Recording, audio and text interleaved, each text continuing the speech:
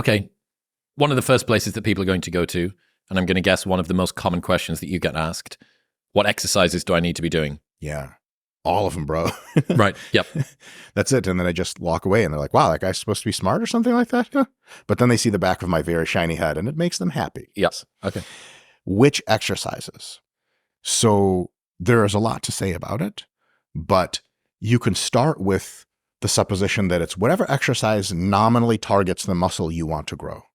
So if you want bigger biceps, some variation of doing this is probably good.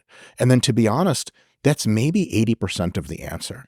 So if a lot of people, here's why I'm saying that, a lot of people will look at, let's say for quads, they'll look at hack squats, they'll look at leg presses, they'll look at lunges, and they'll look at regular high bar squats. And they'll vex themselves infinitely over the question of which one of these is superior, which is kind of like asking, I need to get to Austin, Texas in 2 days. Which airline should I take? Like you ask someone who works at the airport, like, which airline's like really the one I should be taking? They're like, I don't know. All of them really get you there.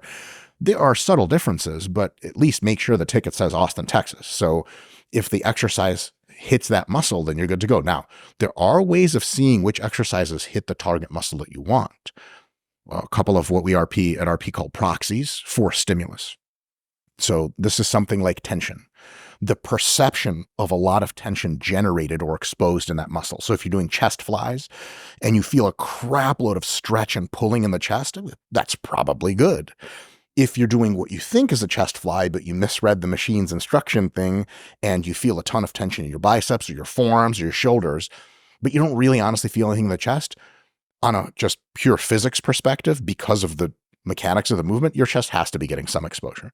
But maybe you could be doing better by actually doing the exercise in a way or picking an exercise that really you feel some tension off of. Another clue to if you're stimulating the muscle properly is the burn.